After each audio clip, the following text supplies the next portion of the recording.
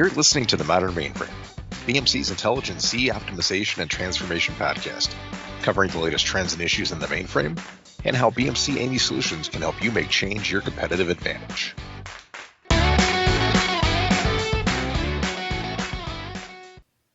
Hi, everyone. Welcome to The Modern Mainframe. I'm Matt Dallaire. Today, we're talking about mainframe monitoring and a recent Forrester Total Economic Impact study on BMC AMI Ops Monitoring. Joining us today are BMC Director of Product Management, Alan Warhurst, Technology Solutions Director, Jeremy Hamilton, and Principal Solution Marketing Manager, Nick Mears.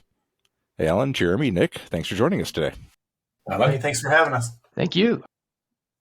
Jeremy, we talk a lot about operational resilience, and a key to that, obviously, is being able to see what's going on across your mainframe systems. So as you talk to customers, what are the biggest challenges they're facing when it comes to mainframe monitoring? Yeah, I mean, the whole point of performance monitoring really is to have the ability to find and fix problems that can impact customers or even the business. And these days, applications really span across a multitude of hardware platforms, software components, middleware, mobile to mainframe. So when a problem does occur, you need to be able to see, like you said, where that problem is. Is it in the cloud? Is it on the mainframe? If it's on the mainframe, then is it a data problem or a transaction manager problem? And then you throw in, things like APIs are growing, those non-traditional access points that can be elusive to see. So, the first problem is around visibility, being able to tie events and data together in context, in relation to what normal should be, to find those problems. And I think maybe second is being able to detect those problems early enough that there's minimal disruption to the people and minimal disruption to your customers. So move from a reactive to a proactive or even predictive stance on how you handle these problems. And what that really means is shortening that mean time to detection, so that you can give yourself time to work on things, but then pointing to where something needs to change or something needs to be repaired. So shortening that mean time to repair. And then if I had to put a third one there, and this may be the most critical, at least in the long run, is that growing skill and knowledge gap. I was just talking to a customer last week, and they had 7 seasoned sysprogs last year. And they're the ones that would go out and find and fix the problems.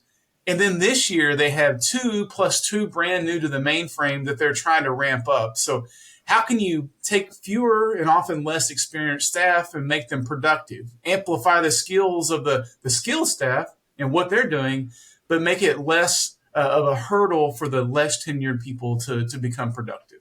So if I had to wrap it up into 3 core areas, that's what I would say. Alan, how can tooling help operations teams overcome these hurdles and gain better visibility into their mainframe environments and even bridge these skills and knowledge gaps? Well, I think there's a whole raft of ways that you can address it. I mean, I think, like Jeremy said, there's all sorts of new workloads coming through. So continuing to evolve the monitoring estate that's there, and making sure that it keeps pace with the more modern applications that are being delivered, the new API access methods, new languages that are being used, move from COBOL to Java, or those kind of things which people are doing to address some of the skills gaps in other areas in development and those kind of pieces is really, really important. Making sure that there is, good visualization of that data, both within the tools that sit on the mainframe platform itself. So in the ones that people are using perhaps on a day-to-day basis and doing some of their deep dives, but also making sure that data can flow out in a good standard way out into the wider enterprise. So whether they're using, other larger enterprise platforms to do that initial detection and kind of getting that complete end-to-end visibility, making sure that mainframe data is fundamentally part of that really, really matters. And then I think the other thing that, Jeremy talked just a little bit about there, particularly from a skills and a expectation point of view, is how you do all of those things in kind of a context, in kind of an understanding and that kind of stuff. So the application of AI capabilities, the application of modern charting capabilities that really help you visualize those pieces of data.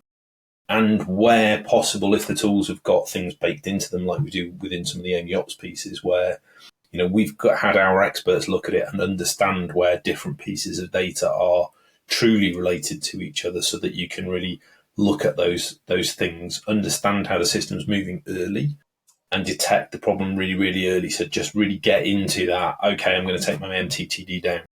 Then having the ability to truly drill into absolutely everything and relate those pieces together really means that you can drive forward to that resolution time an awful lot quicker. But that drill through to resolution is not sat somewhere on a green screen and going off and looking at GTF trace and all that kind of stuff. It needs to be in a single flow, a single context, because that's certainly how the newer, less experienced people expect to experience doing these kind of pieces of work. Yeah, if I can tack onto that, I mean, the other part is the introduction of things like DevOps. The context is constantly changing now, where things they would have 1 or 2 releases in a year. Now they're having 1 a quarter, 1 a month, 1 a week, 1 a day. I've got one customer is doing 1 change a day on the mainframe, which, if you're a systems programmer and been around for a long time, that's light speed. And now the context is constantly changing and reaching the limits of what humans can do alone. And so as AI comes in, as Alan mentioned, that really helps to bring it back in relation. Now, Nick, there's a recently published Forrester report on the total economic impact of BMC AMI Ops Monitoring. Can you tell us a little bit about the report and what it says about how AMI Ops Monitoring can help alleviate some of these issues? Sure. And this was a really exciting study that BMC commissioned and worked with Forrester Consulting with. And basically if you're not familiar with the TEI, a Total Economic Impact study, is that it takes a combination of actual customers. In this case, there was 4 different customer companies, organizations, 4 different roles. They were interviewed, given a series of deep diving questions that talk about problems, pain points that they might have, but then also talk about what they did, how they used, in this case, BMC AMI Ops Monitoring to directly address those issues that they were having. And then it goes a step further and quantifies some of the benefits and results of using BMC AMI Ops Monitoring to address those problems. And there was a whole series of pain points that came up, some that Jeremy already addressed and Alan as well, ranging from lack of visibility, manual processes, siloed monitoring tools, even diving into like a skills and knowledge gaps of the next generation of practitioners coming in with a very different skill set from some of the seasoned and very experienced and knowledgeable practitioners who may now be retiring. That's a common story as well. So this TEI addresses all of those, combines all of them into an example composite company or composite organization, and teases out the benefits based off of the actual quantifiable results gained across those 4 organizations. And it's an interesting study that it can actually, if this is something that you're looking at doing, or you're interested to see what some of the ROI could be for implementing modern solutions like BMC AMI Ops Monitoring, then you can find out what an example company based on real results has put together and how it may be impactful for your organization. Yeah, one of the things that I liked about the study, Nick, was that we didn't coach the customers' responses at all. We purposely let the interviewers go and talk to the customers on their own, and that way they got the real feedback. And that's valuable for those that are out there listening today, but also for BMC to help us to guide where we want to take the solutions. That's a great point. Objective. We weren't part of the process. So we were not surprised to see the results, but we weren't part of how the results were created. No, I think Nick, it's, as product management, we guide the development of our products to help match up with, we spend a lot of time with our customers to really understand and get the value out. That report was huge validation for all of the hard work that my team of product managers have been doing and all the developers have been doing in the products. All of the conversations we've had with customers about how we really want to help them and do it in a properly impactful way. So, the reduction of downtime, the reduction of toil and effort, the value that customers are really getting from our products directly aligns with what we're trying to do to help them do that, to deliver for their own organizations and drive forward their own digital businesses in a way that's beneficial to them. And then, of course, from BMC's point of view, hugely beneficial to us in terms of it's a successful product line and we have happy customers, which is the most important thing. Yeah, no, Alan, you and your team have done such a great job of, we had a legacy, I've always had a legacy here at BMC of having the lowest overhead and the deepest analytics from a monitoring perspective. But now, building in, AI, building in additional correlation capabilities, additional abilities to go and find and fix the problems faster than humanly possible is just tacks upon and builds upon what we built over the last 30 years. I'll put you on the spot here a bit, Nick, but are there any particular results, any particular statistics from the report that stand out to you? There were some really great results that came out of the study. A couple were ROI based. So for starters, this study found that the composite organization realized a 130% ROI. Now, just to quantify that in dollars, that of course revenue dollars are different for each organization depending on the size. In this case, the composite organization translates from 130% ROI into roughly $5.19 million. And that is a not insignificant number there. And I believe it was over a 3-year period. There was other results of the study found it was less than 6 months for payback. There were total benefits gained, $6.3 million over a 3-year period. And then there are other findings like unplanned outages. This was actually pretty exciting for those interested in service resilience.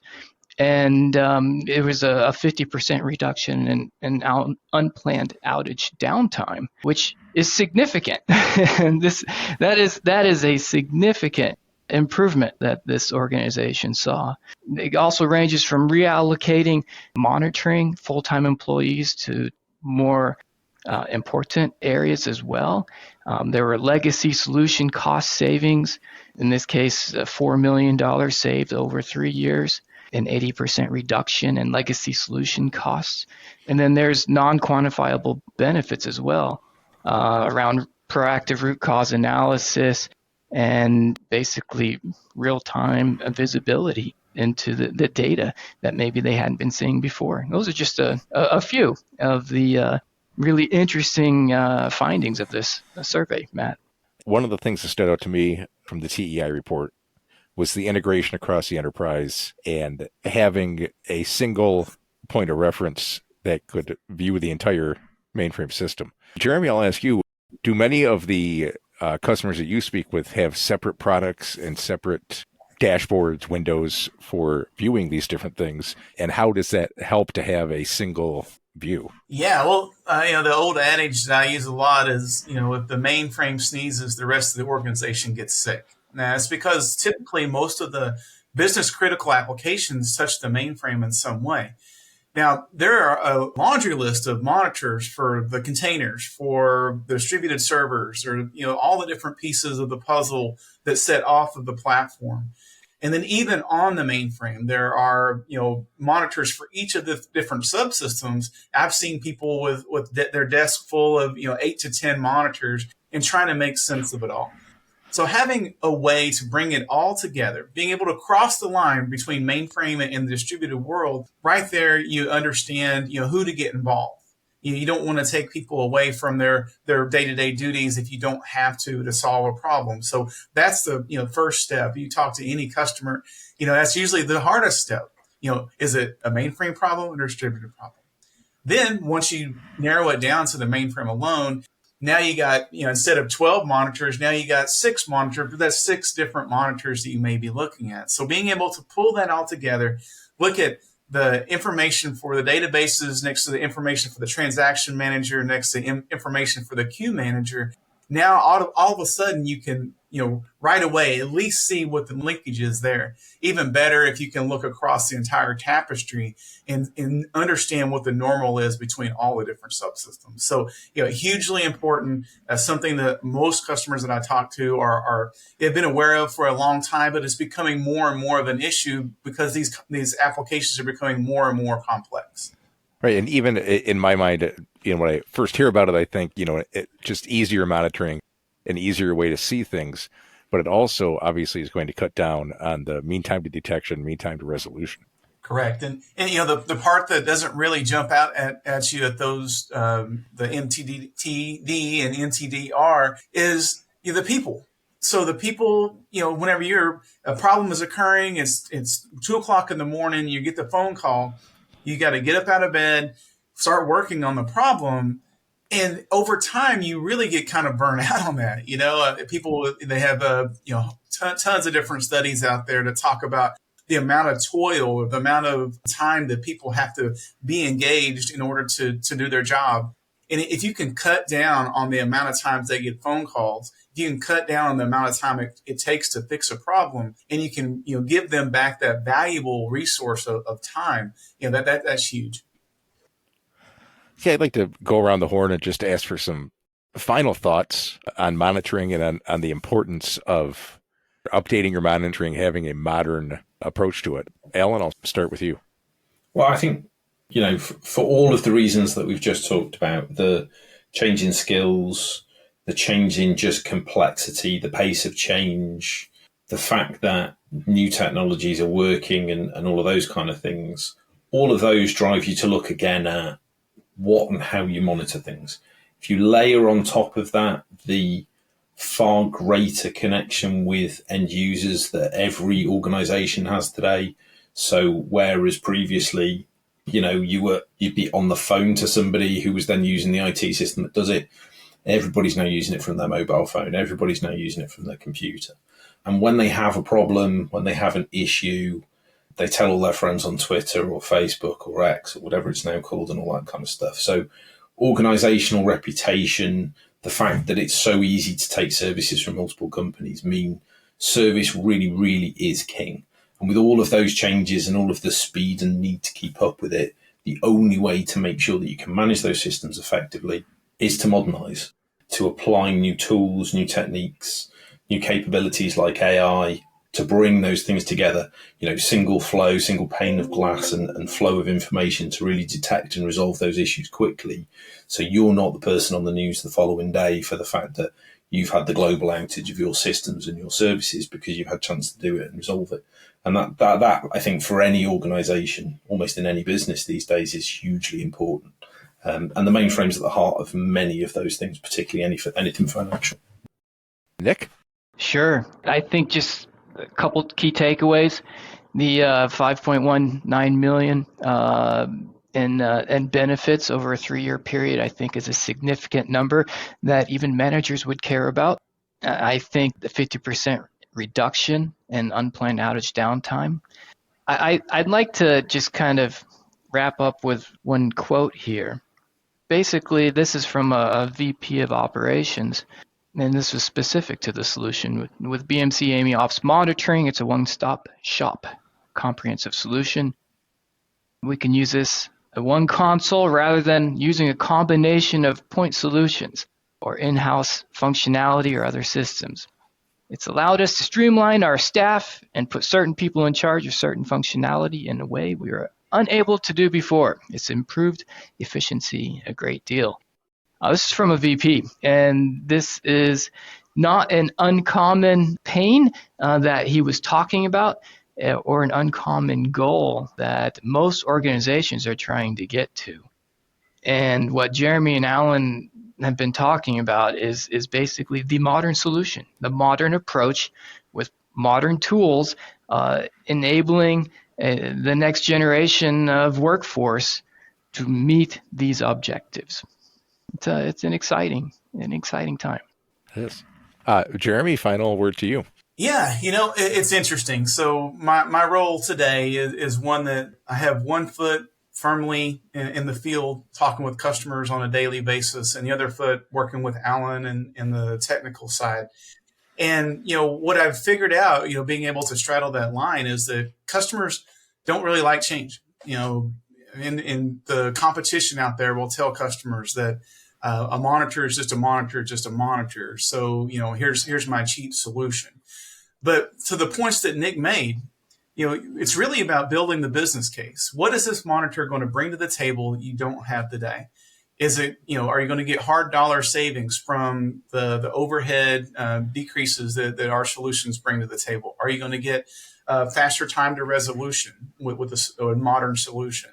Those type of things are what build the business case for you to make the change. I had some windows replaced in my house. It was expensive. It was time consuming. But, the business case made sense. It needed to happen. And the customers that are out there, I hope they take a look at the business case that we bring to the table. That was great. And it is an exciting time. And I know that there's even more, you mentioned the incorporation of AI. I know there's even more to come down the road that's going to make it even better. So Alan, Jeremy, Nick, thanks for joining us today and talking with us. Hey, thanks a lot. Thank you very much. Thank you for the time. And thank you to everyone listening. I'll include a link to the TEI report in the show notes, as well as some other links to assets you might find valuable. So thank you for joining us today in the Modern Mainframe, and we'll talk to you next time.